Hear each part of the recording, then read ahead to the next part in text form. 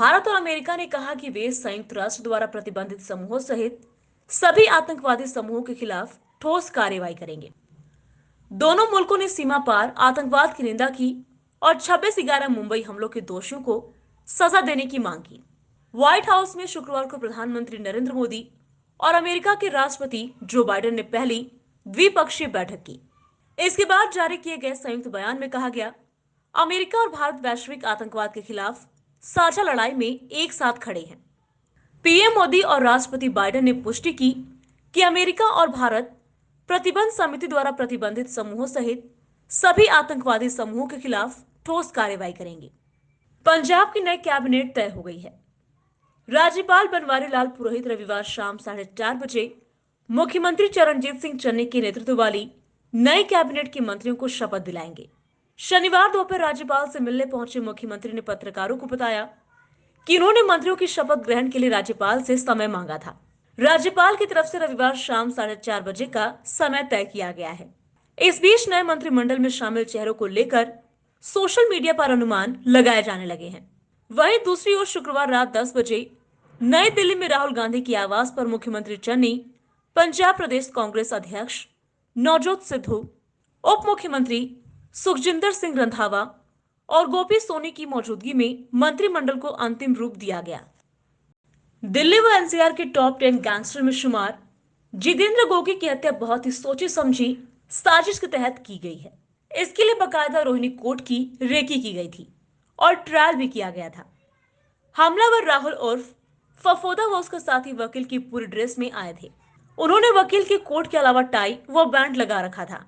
देखने में कोई नहीं कह सकता था कि वो वकील नहीं है। दिल्ली पुलिस के एक वरिष्ठ अधिकारी ने दावा किया है कि ऐसे में दोनों हमलावरों की चेकिंग नहीं हुई थी और वो दोनों आसानी से कोर्ट के अंदर चले गए थे। दूसरी तरफ दोनों हमलावर टिल्लू ताजपुरिया गिरोह के गुर्गे थे। दिल्ली पुलिस के एक अधिकारी ने बताया कि शुरुआती जांच में ये बात सामने आ रही है कि दोनों ही बदमाशों ने वकील की ड्रेस में कोर्ट में पहले जाकर देखा कि कहां और क्या परेशानी आएगी।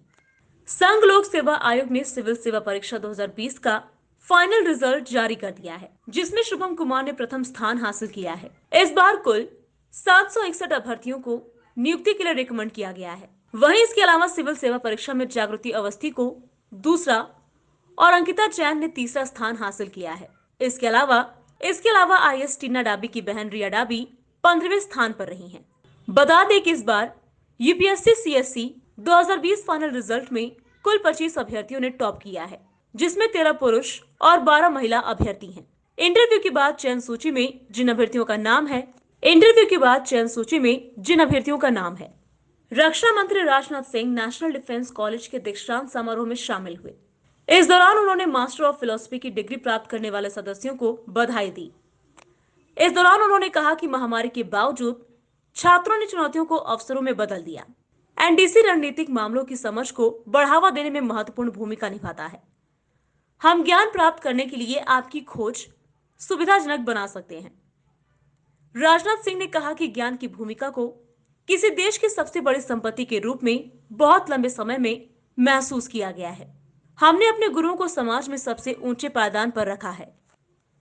केंद्रीय कृषि कानूनों का विरोध कर रहे संयुक्त किसान मोर्चा के नेतृत्व में 27 सितंबर को भारत बंद के लिए समर्थन जुटाने के उद्देश्य से शनिवार को हरियाणा के गुरुग्राम में मशाल रैली आयोजित करने की तैयारियां हैं। खबरों के मुताबिक मशाल रैली शहर के सदर बाजार इलाके से शाम 6 बजे शुरू होगी और सोहना रोड पर खत्म होगी।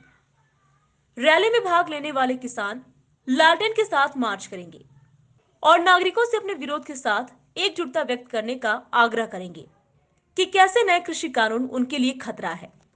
मुख्यमंत्री उद्धव ठाकरे के नेतृत्व वाली महाविकास अघाड़ी सरकार की 2 बड़ी घोषणाओं से अंदाजा लगाना खास मुश्किल नहीं है कि कोरोना संक्रमण कम हो गया है। स्कूली शिक्षा मंत्री वर्षा गायकवाड़ ने 4 अक्टूबर से स्कूल खोलने की घोषणा कर दी है। शाम होते होते 7 अक्टूबर से मंदिर खुलने का मुहूर्त भी आ गया है, यानी नवरात्रि की शुरुआत में ही घट स्थापना के दिन राज्य में सभी मंदिर खोल दिए जाएंगे। इतना ही नहीं, उच्च शिक्षा मंत्री उदय सामंत ने दिवाली के बाद कॉलेज भी शुरू करने पर हामी भर दी है। साथ ही मुख्यमंत्री को यह भी भरोसा है कि अगर कोरोना की तीसरी लहर आई तो उससे निपटने की तैयारी पूरी है।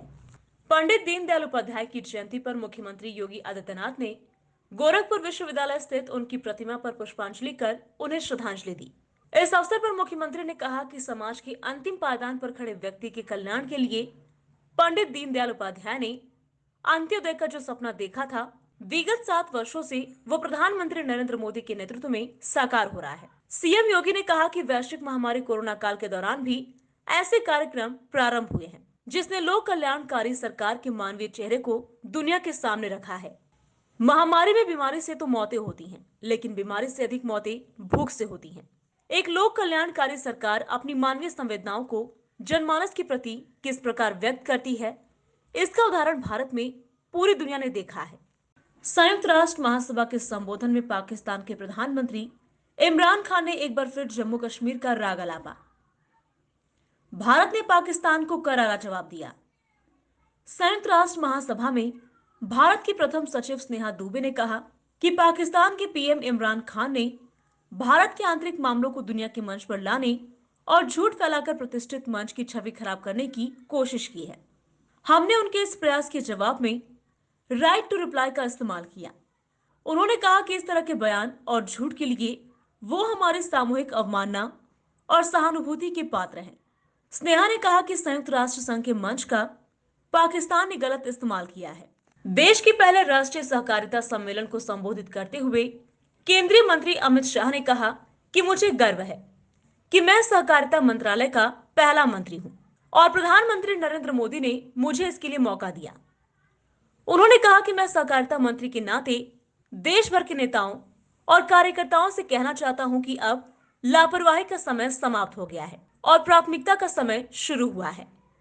इसलिए सब साथ मिलकर सहकारिता को आगे बढ़ाएं। सहकार से समृद्धि हमारा नया मंत्र है।